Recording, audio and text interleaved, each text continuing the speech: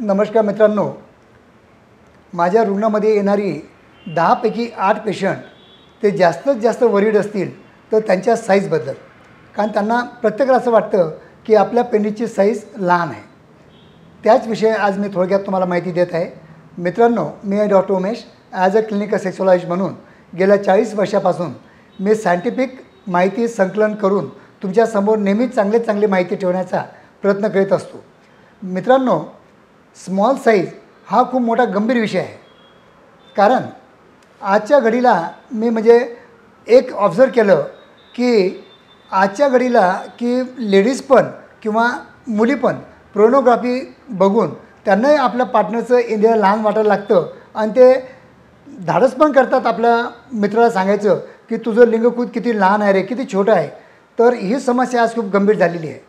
मित्रांनो, इंद्रिय लहान नसण्याचे जे कारण असतात त्याला सगळ्यात महत्त्वाचं जे कारण असेल ते आहे हायपोगोनॅडिझम.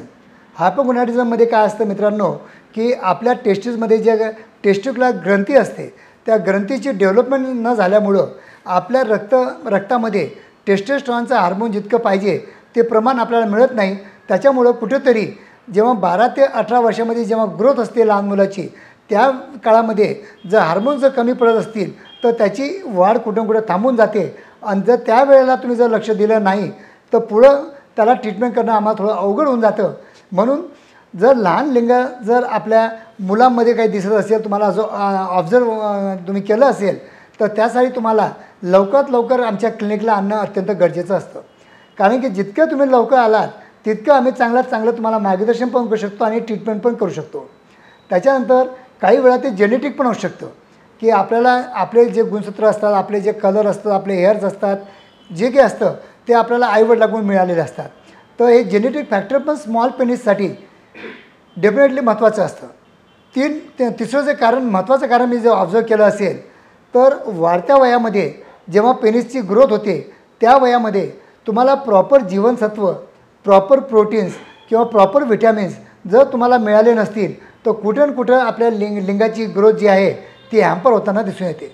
पण मित्रांनो, काही काळजी करायची गरज नाही आहे. आजच्या 21व्या शतकामध्ये माझ्याकडं स्मॉल पेनिससाठी भरपूर ट्रीटमेंट उपलब्ध आहेत. जसं की व्हॅक्यूम थेरपी डिव्हाइस आहेत, हार्मोनल इंजेक्शन्स आहेत, शॉकवेव्ह थेरपी आहे, पी शॉट थेरपी आहे, ज्याला मी पी लॉंग थेरपी म्हणतो. अशा भरपूर थेरपी उपलब्ध आहेत आणि तुमच्या इंद्रियाची साईज वाढण्यासाठी या संपूर्ण थेरपी काही ना काही अंशी तुम्हाला काही ना काही मदत करू शकतात. हे तुम्ही लक्षात ठेवा. जर एखाद्याचं लिंग जर लहान असेल आणि त्याला त्याची पार्टनर जर बोलली की तुझं लिंग खूप लहान आहे तर याच्यावर मानसिक परिणाम खूप दिसून येतो आणि त्या मानसिकतेमुळे मानसिक खाईमध्ये गेल्यामुळं त्याला नपुसंकता पण येऊ शकते. तर आजच्या घडीला मी एक नक्की ऑब्झर्व केलं की प्रत्येक मुलींना माहीत आहे की नॉर्मल लिंगाची साईज किती असायला पाहिजे, आपल्या मिस्टरांची किती आहे, ते पण पोर्नोग्राफी बघतात, त्याच्यामुळे ते एक दुसऱ्याचं कंपेअर करतात. तर त्याच्यामुळं हा विषय आज गंभीर विषय होऊन बनलेला आहे. तरी काही प्रॉब्लेम असेल किंवा तुम्हाला काही अडचणी असतील किंवा तुमच्या मनामध्ये काही गैरसमज असतील तर केव्हाही माझ्या स्क्रीनवर दिलेल्या नंबरवर फोन करून विचारा. माझी पर्सनल भेट घ्या. तुमचे जे काही प्रश्न असतील ते मला विचारा. त्याचं मी निराकरण करण्याचा डेफिनेटली प्रयत्न करत राहतो. धन्यवाद.